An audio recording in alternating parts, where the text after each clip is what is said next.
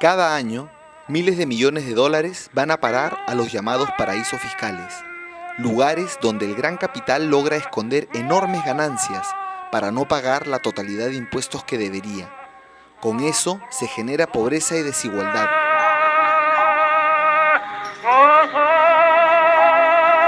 Diversos estudios demuestran que la existencia de paraísos fiscales contribuye a generar enormes pérdidas para los países en desarrollo como los de América Latina. Pero la gente de a pie, ¿sabe qué es un paraíso fiscal?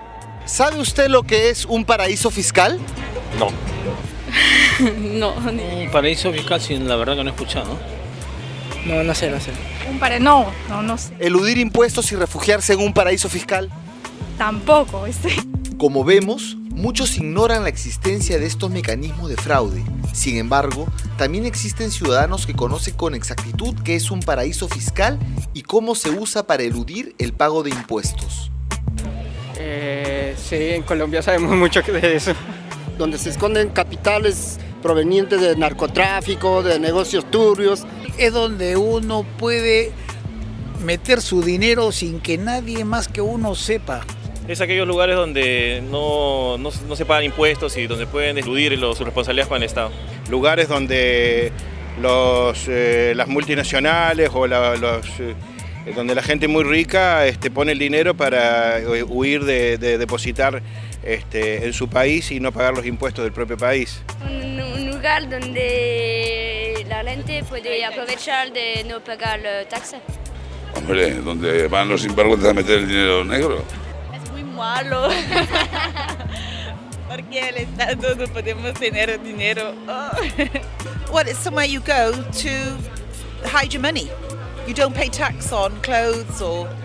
Un país donde no tienes impuestos y así puedes ahí mover todo el dinero sin declarar nada al estado donde estás y poder ganar más dinero, que es lo que están haciendo las multinacionales. Existen diversas formas de denominar a un paraíso fiscal.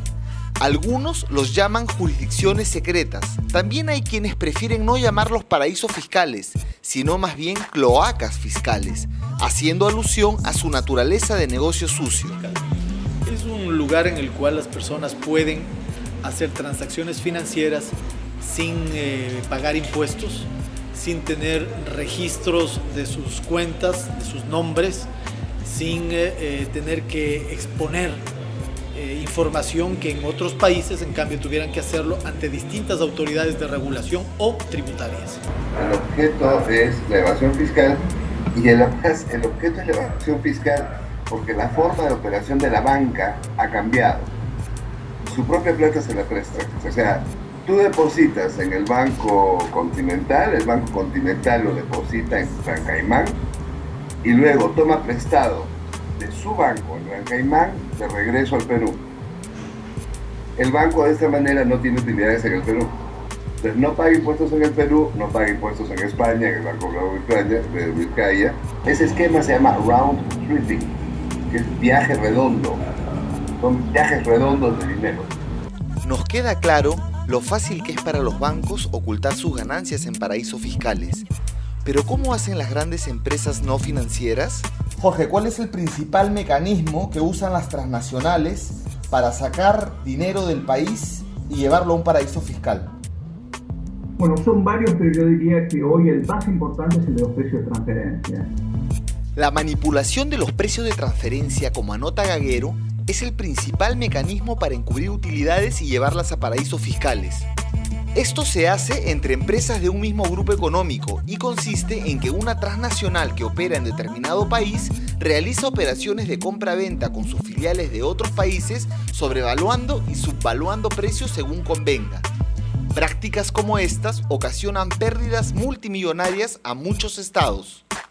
Una organización británica, Christian Aid, encontró en un informe que los países en desarrollo pierden 160.000 millones de dólares por falsificación de factura y manipulación de precios de transferencia, lo que equivale a 1.5 veces de ayuda oficial al desarrollo.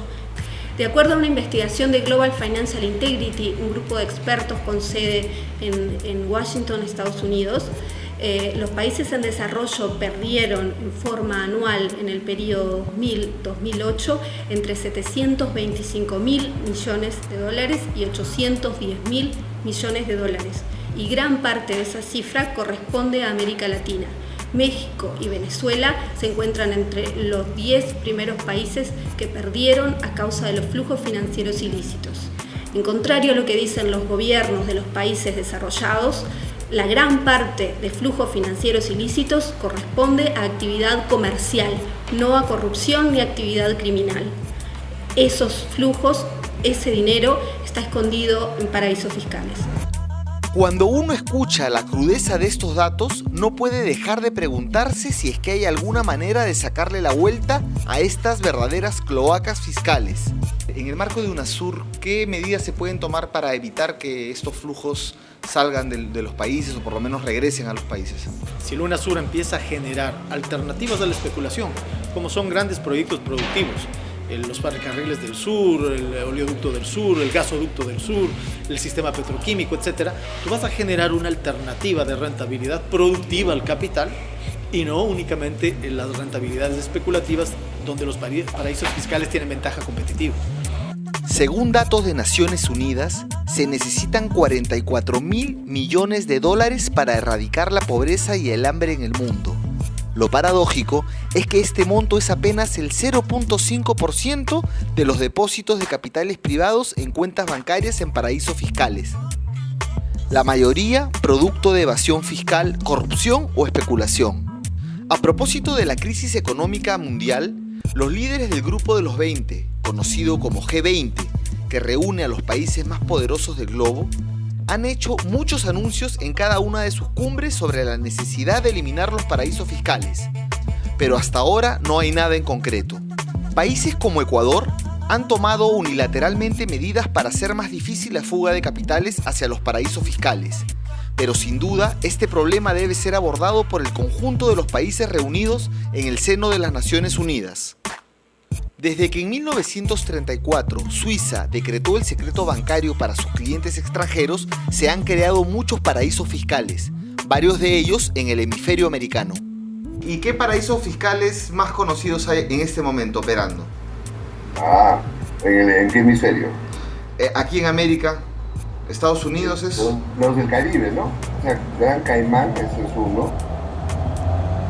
Panamá, aunque Panamá ha hecho ciertos giros, pero Panamá es un paraíso fiscal. Y Uruguay, aunque Uruguay también ha hecho ciertos giros, pero Uruguay es un paraíso fiscal. Ese es el paraíso fiscal de los argentinos.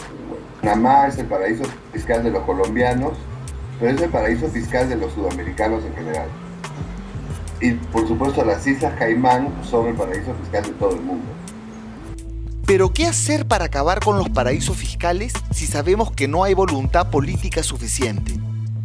Muchas organizaciones sociales y redes de la sociedad civil de África, América Latina, Asia y Europa están uniendo esfuerzos y han lanzado la campaña No a los paraísos fiscales para poner fin a este saqueo.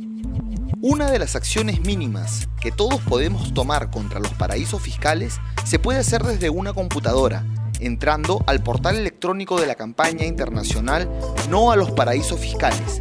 Ahí encontraremos una aplicación para dirigir una carta a los líderes mundiales del G20, exigiendo que acaben con estos territorios de oscuridad financiera. Aún falta mucho para que los paraísos fiscales se acaben y la plata que se esconde allí pase a pagar los impuestos que financien educación, salud o seguridad social. Mientras tanto, estos territorios seguirán garantizando el cielo para los ricos y el infierno para los pobres.